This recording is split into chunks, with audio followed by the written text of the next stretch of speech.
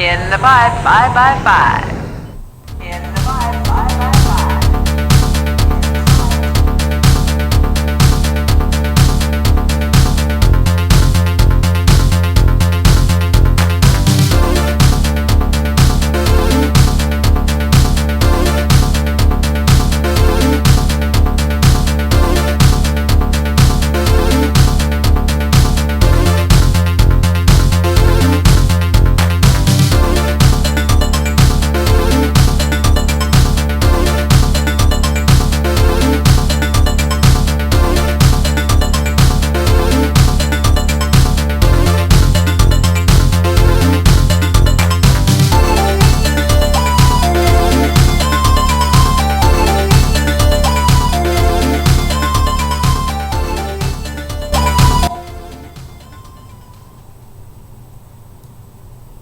Good afternoon and welcome to This Week in Starcraft. I'm Jeremy Oleman Reimer and this is my cat Zoe, and we're here to get you up to date on the exciting world of professional competitive Starcraft. That's kind of our thing, that's what we do. I like to watch a lot of Starcraft and play a lot of Starcraft, but mostly watch it. And so this show is basically just for people that don't maybe have quite as much time as I do to watch this stuff, to get caught up in what's going on in the scene. So let's start out with the top news. This week features a couple of retirements. And Greg Idra Fields, who was removed from his team Evil Geniuses last week for some kind of harsh comments he made to his fans, announced that he would be retiring from competitive playing immediately. He will look to stay in esports as a commentator, caster, and he will continue to live stream his own games, although obviously not competitive ones. So let's go to that announcement.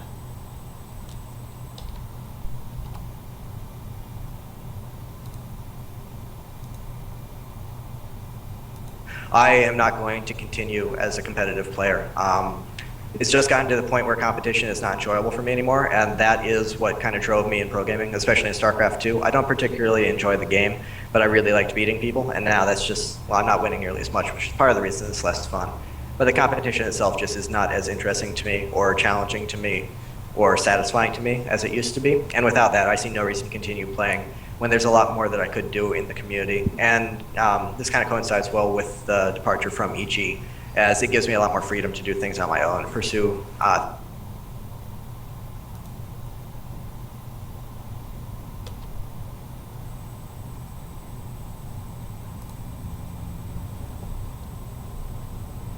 So we'll miss Idra from his exciting plays and no GG leavings, but it's probably the best decision for him. Now, another Evil Geniuses player, Elise Saturi, aka Stefano, he announced that he will be retiring in August of this year to return to his education. Stefano had previously hinted that he would be going back to school as far back as 2012, but a new contract from EG and some big tournament wins convinced him to stick with the game for a little while longer. Stefano is the highest winning non-Korean player in StarCraft 2 with an astounding $216,305 in tournament earnings. That is fourth on the all-time list, only behind MC, MVP, and Nesty, who have each won multiple GSL championships. So that's pretty good for Stefano. Stefano actually hinted at his retirement a couple of months ago.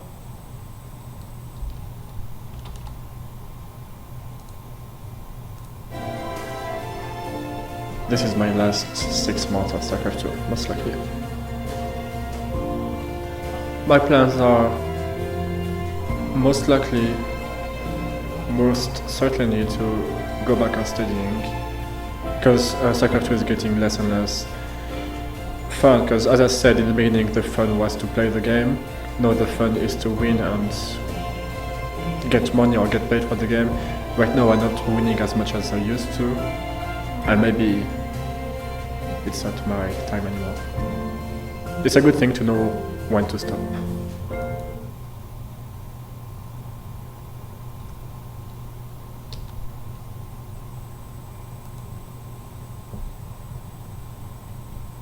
Stefano stated that in the 4 months that he has remaining, he wants to prove that he can be the best player again.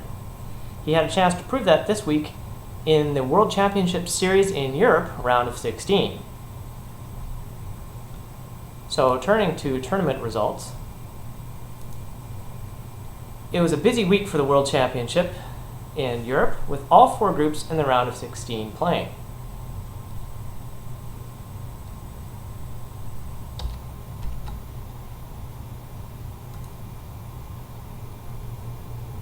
Group A, we had TLO and 4GG going on ahead. Surprisingly, MMA was upset, the former GSL champion, following both to Strelok and fellow Korean 4GG and going out 0-2. We had Group B, or Happy and Baby Night beat out Vortex and the heavily favored Naniwa, former 2-time GSL round of 8 player and recent DreamHack runner-up. So that was another big upset there. Naniwa going out in the round of 16. Group C, we had Lucifron and MVP going out. Lucifron, going 4-0, is in fact undefeated in the WCS Europe round of 16.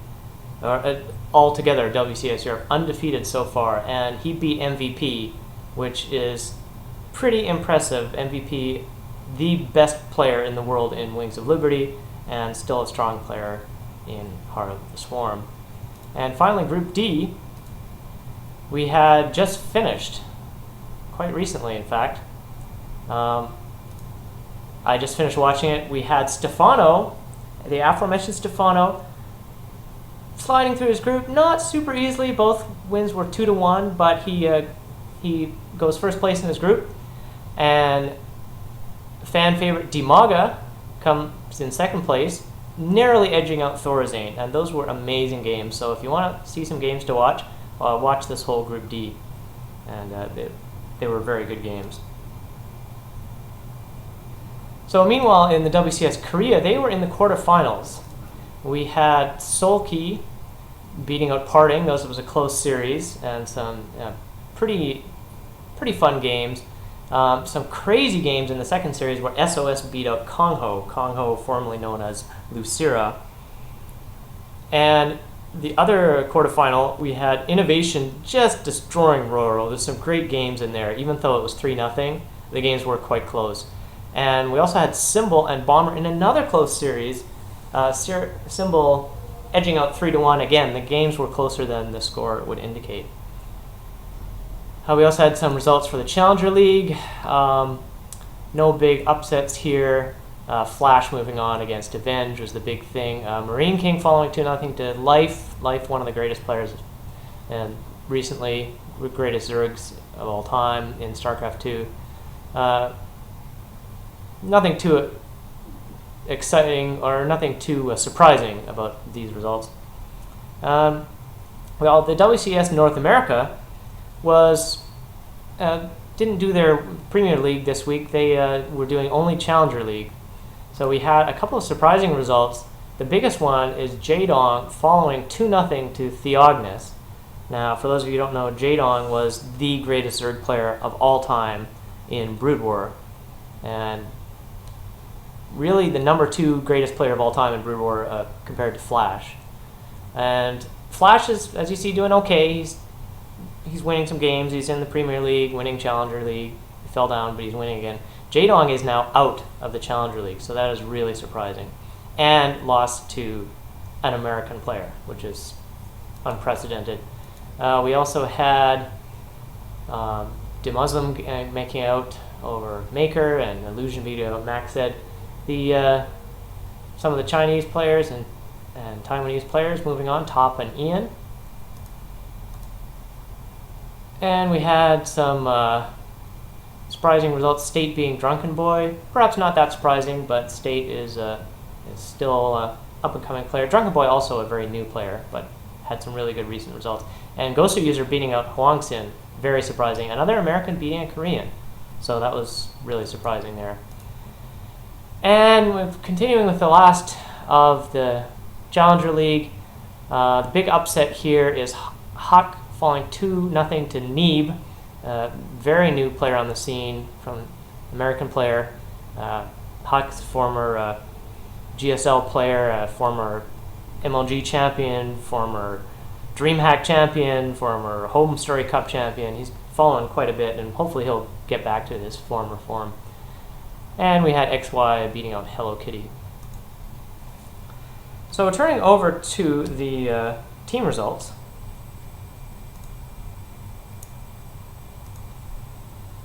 Had the GSTL and the Pro League, which are the two team leagues that me and Korea both played this week. So let's take a look at those results.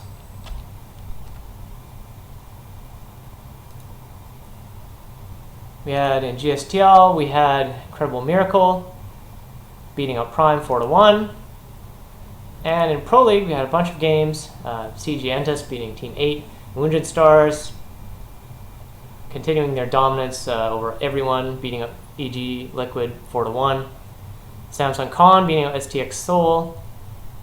And the remaining games will be played this weekend. So tournament team standings, the Wounded Stars still way at the top. KT Rolster taking second place, and SK Telecom T1 in third. Unfortunately, we still see EG Team Liquid down in last place. They're not probably too late to qualify for the playoffs, but they're still hanging in there. They're still being competitive. And as far as the GSTL, we have MVP and Acer tied for first spot, and then Incredible Miracle and FX Open, and Startail rounding off the playoff spots. Prime, surprisingly, in the lowest spot now at 1-4. That is the team that Marine King plays for, and a very strong team.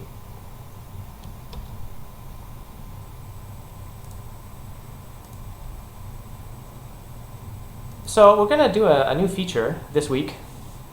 A very short feature on, but each week, called the Elephant Watch. Now let me explain a little bit about what this means, because not everyone's familiar with the elephant term. This is just a fun little thing. This is the divide. I mentioned the GSTL and the Pro League.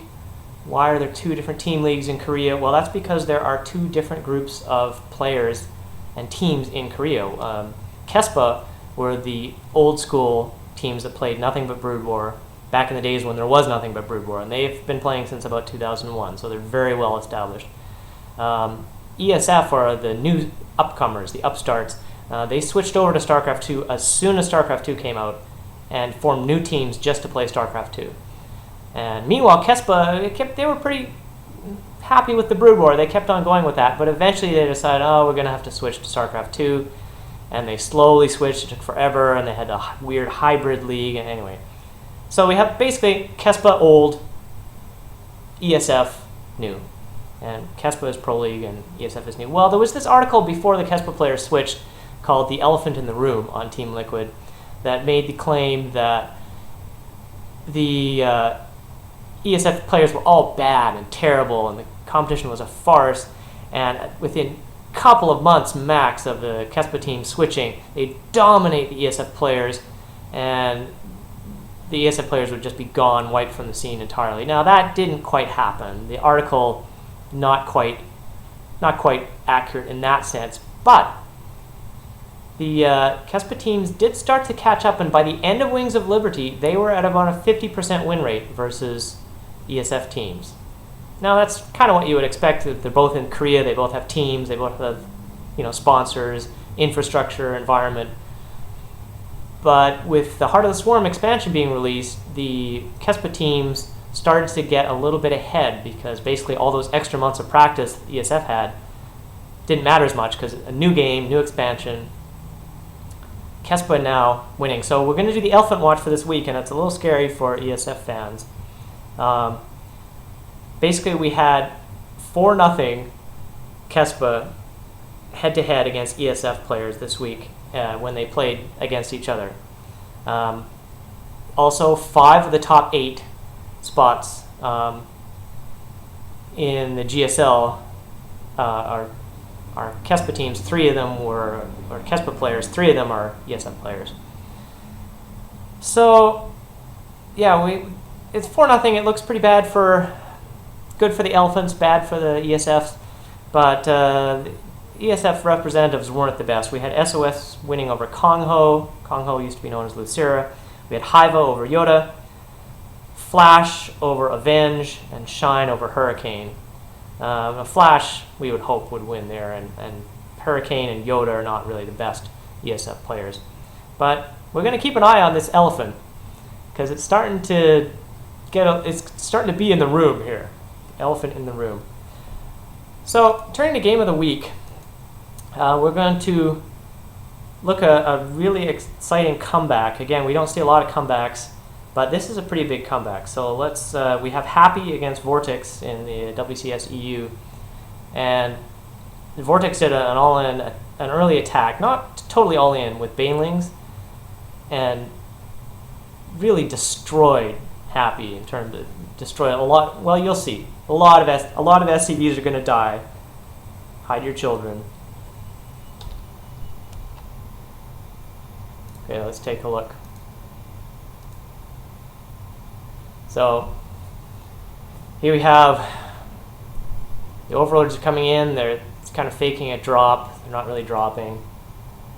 But here comes the attack. Here comes the Roaches and the Banelings. Uh-oh. There's only one bunker. Well, there's two bunkers. Okay, and the Widowmines go off against the Overlords. Oh, one bunker down, two bunkers down. Oh, the three bunkers. That didn't have much in it. And this looks like, look at Happy's down to 81 supply. Vortex lost a lot of Overloads. He's supply bucked, but oh no, the SCVs! No, the SCVs! Oh, no! All the SCVs go down. And Happy's down to 65 supply. Vortex losing supply as well here, so it's not a complete win, but Happy is down to 16 SCVs, and he's in the main base. At this point, you're like, okay, this game is over. There's absolutely no way. Okay, Happy's holding here with some Marines, but these Roaches are going to leave. A couple Widowmines give them a farewell gesture there. And look at that, 16 SCVs versus 49 drones. So worker supply, 15, got one last one. That's ridiculous. 36 workers killed. So the question is, how do you come back from that? That is a very good question.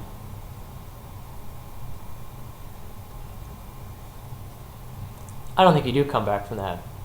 Look at this, Vortex is expanding, he's getting his force based up, Happy only has 2 bases.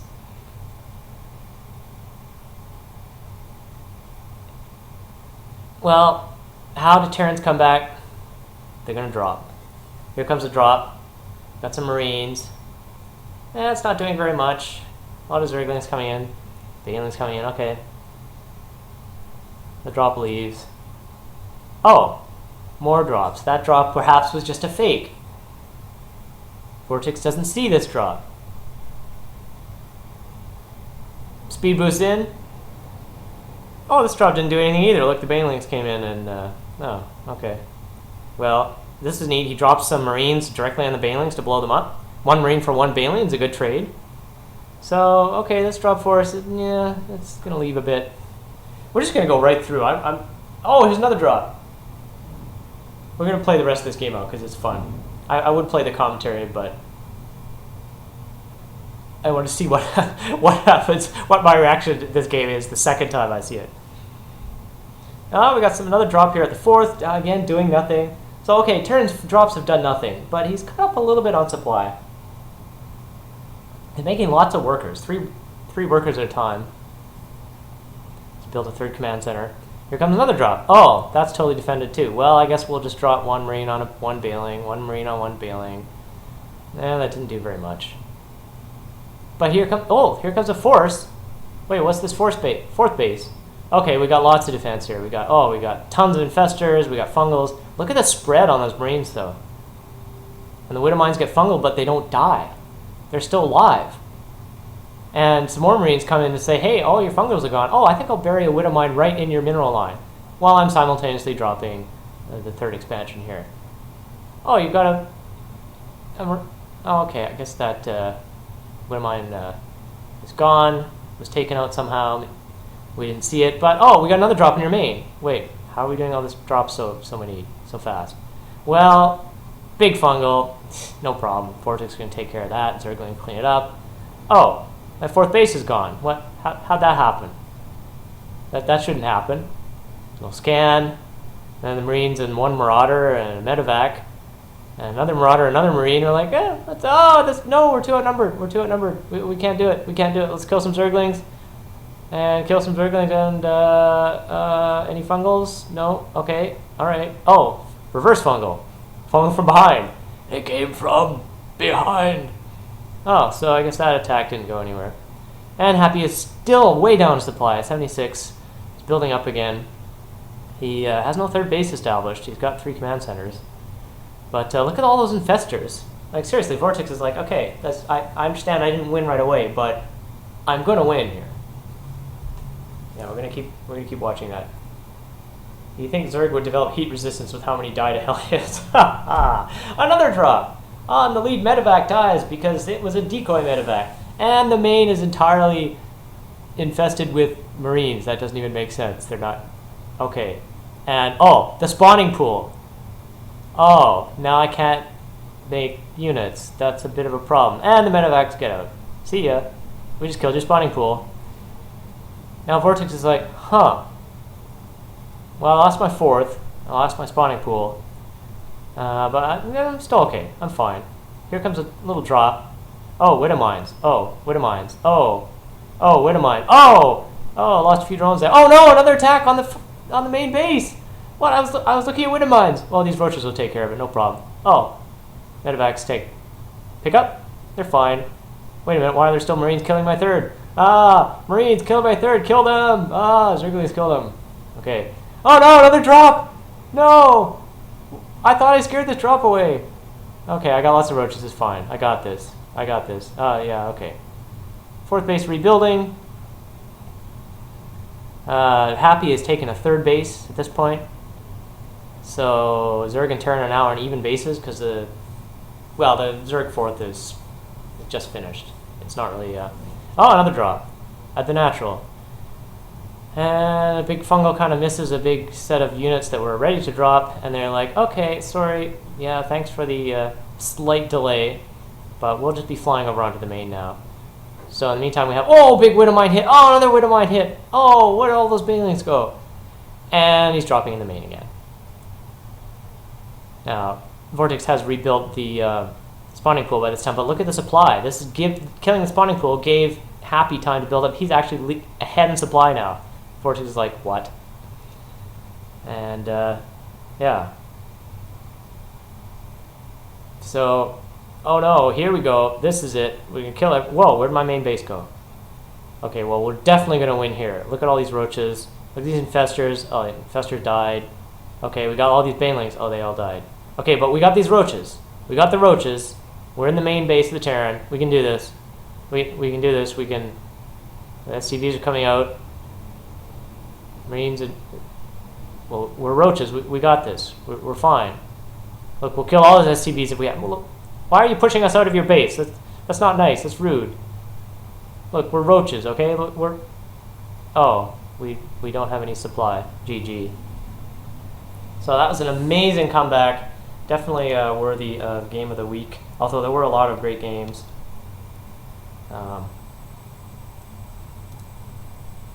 Definitely a lot of great games. So, now going to Plays of the Week. We actually have a lot of them. There were so many great games this week. This gets into our final thoughts, which we'll get to in a minute. But there's so many plays, we can hardly even enumerate them all. But let's look at a couple of them here. And we're going to start off with Beso, former Starcraft 1 Brood War legend Beso, who plays Protoss, one of my favorite players in Brood War. And let's take a look at his Pro League game. And he's basically got... well, let's listen. He needs to move his Colossus in as soon as the Mutas move over to that Nexus. That is what he's going to count on here. He wants... Basically what we have here is Beso has one Nexus. These Mutas have killed everything else. Beso has a few units. These mutas can kill everything Beso has. So what does Beso do? Let's To watch. send. All right, Beso, he's going to send over his Colossus now. He has to do that. He's sending them over right now. It's going to be a race. Who can kill off the buildings first? It's going to be so close. Beso moving over now. Beso going for the Extractor. Remember, Extractor has less HP, but the Nexus is going down right now. Who's going to win the battle? And the mutas The are coming up. Extractor! It looks like Beso wins the game! Oh my god! Oh my gosh! Holy crap! That was the closest game I have ever seen in StarCraft. Coming down to the last building. Beso just a nail biter there, but manages to make it work. Holy crap! Yeah, that was a pretty good game. So watch that that Shine versus Beso in the Pro League. Another good play. We had a comeback game with Roro versus Innovation. Another one of these impossible comeback games. Let's listen to see what happens in this. We'll see if he can actually hold on over there. In the meantime, going after more drones in that natural. I don't know if he can actually hold this, man. Yeah, the banelings are going to be watch the absolutely SCV. Watch the SCV. amazing. And they connected quite well there. One more God. Bailing hit on most of those SCVs, and they're going to be in a lot of trouble. Wow, great save there with the Hellbat drop. But the thing is, the Roaches can finish everything off there, really. All right, now the Hellbats are doing a good amount of damage, but it's not even comparable to the amount of damage that Innovation is suffering right now. But you know what? He has 2 medevacs at home. Maybe he continues to put on this pressure. Yeah, that could totally happen with the Marauder coming out now. He can, yeah, you're absolutely right. He can keep doing that Watch damage. the Hellbat And these drops. medevacs have Hellbats in them, but they don't have a lot of energy right now. So the harassment Innovation phase should slow down. Well, let's. Well, Whoa. actually, Oh, look. not if the Roaches are there to defend. That's a It's lot of dead 17 drones. drones killed, 43 SCVs killed. That's pretty grossly in Roro's favor. 56 supply to 31. Wild. All right, Lings are now hitting these depots. Meanwhile, another medevac drop over here. Now, if he can just get a few more hits up on these drones, it would be huge. That's what he's going for. If he can get that drone kill count high enough, then it's going to be hard for Roro to actually continue to make anything. He's picking up again. Well, he does have it up to 22 now. He just needs to double it, and they'll be even on workers killed. The Zerg can't. Oh, hold on. I thought more harassing here on these drones. A lot of good drone kills here. And now regrouping over here. He needs to get a little bit lucky with one of these drops. Yeah, he needs that perfect shot. Oh, not a good drop there. Yeah, really nice running away skills. Only here. getting one drone there. This is sort of Some an spores extended are on the way in. play That of is, the week. course, It's a these great Hellbats. choice. They just don't die. All right, he's gonna And try it to just intercept moves those them around drones. from base to base. And we have, okay, now Sends this out is more. the drop that's going to matter a little bit more Yeah. here because those More. medevacs have a lot of energy and don't have wounded Hellbats. in them. Yeah, you know what? 4 medevacs with 6 Hellbats. Let me see how many units he has. He has 8 roaches, Those 6 Hellbats. Hellbats, and 4 medevacs beats that, Tasteless. His Well, he's innovation making 6 roaches more, so that's going to help, obviously, but he's killing anything he can Yeah, right now. any damage he can inflict. Yeah, he needs to pick off roaches, as many as he possibly can to keep this going.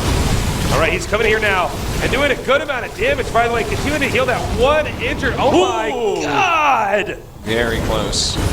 He's actually slowly picking his opponent apart. Yeah, this is kind of crazy. Dealing a lot of damage, but he's taking some now too. He's got to be careful Gotta about this run. right back. Ooh, that could have been bad. Oh my God! Just even some more drone kills. Very nicely done. I think he's going to end up killing this hatch. I think you're right. If he brings the other Hellbats over for sure. It's actually kind of funny because Innovation took all the damage, but right now it's Roro's economy that's really suffering here. And he gets it. I can't believe my eyes. All right, Artos, we've basically seen everything now. We've seen a Hellbat drop that killed a hatchery. This is kind of crazy. And now he's just 13 Hellbats are out right now in 5 medevacs. He's basically just all in with max Hellbat. I don't ever associate Hellbats with killing roaches. You know what I mean? Like this is like not. This is breaking the format of my brain right now, but You know, Hellbats. I mean, they can do it. They Hellbats and medevacs can kill anything in the game. It's true. It's true. You find a way to drop those on a Broodlord, that thing will be dead too. Okay. Okay, so basically what happens? They're pretty this wild. play. So this is a Oh, lot just of watch Hellbats this. coming up here. A lot of medevacs healing them as well. Some Marauders mixed in. This is very scary right Yeah, now. the Hellbats can take the damage while the Hellbats. Marauders deal it. That with so much energy does get taken out with no transfuses cast. And oh my God. Am I actually seeing this? Is this really happening? Maybe. Okay, I guess he's actually going to be able to break through sick this. micro against and the the Banelings, Marauders look picks up. great at taking the Baneling damage, so That was definitely not cost effective there. Look at the supply. This is, I'm so glad I'm not on the forums right now, Jesus. I can't believe my eyes. Yeah. All right. And he's going to reinforce. It looks like he should just slowly clean him out. Wow, okay, so Innovation really is that good. Yeah, he is. Hellbat's a pretty good unit in this game. GG. What? And that's the game. What? Well, Exactly, tasteless. What? Exactly.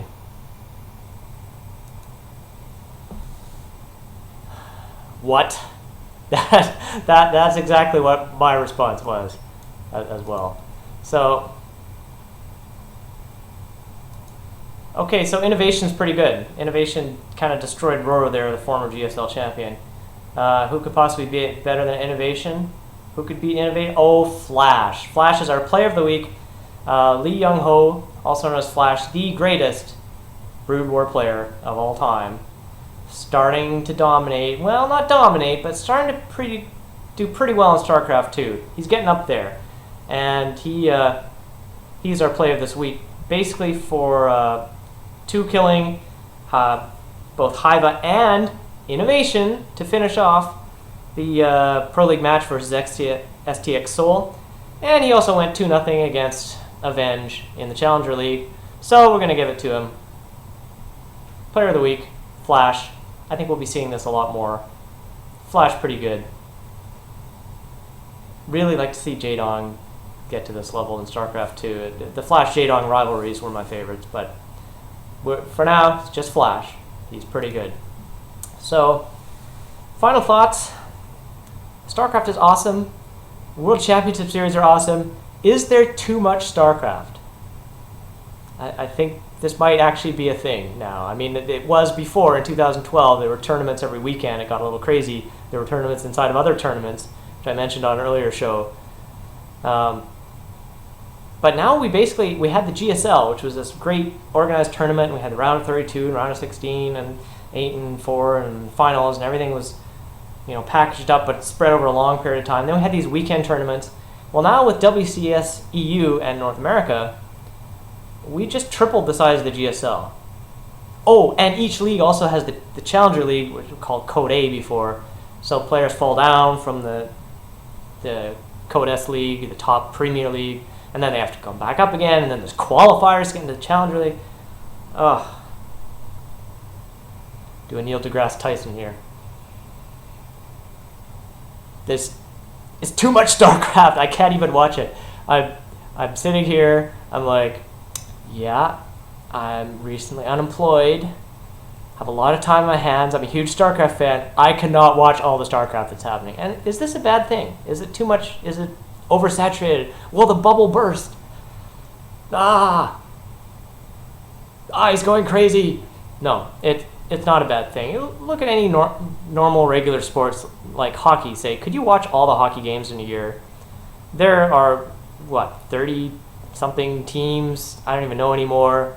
And they play like 82-game seasons and playoffs. And could you watch every single hockey game? The games are long, too. Hours. You couldn't. You can follow your favorite teams, and that's about it. And that's kind of what's happening now with StarCraft. You can follow your favorite players, maybe follow your favorite regions, your favorite tournaments.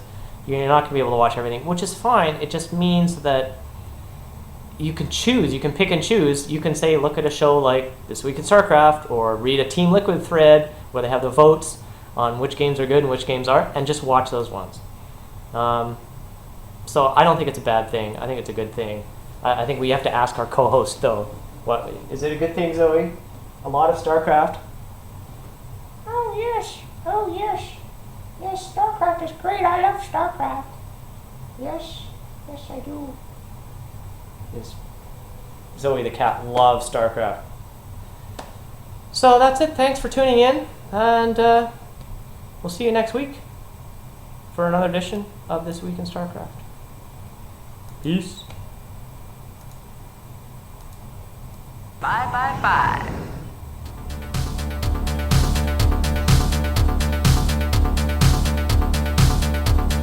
We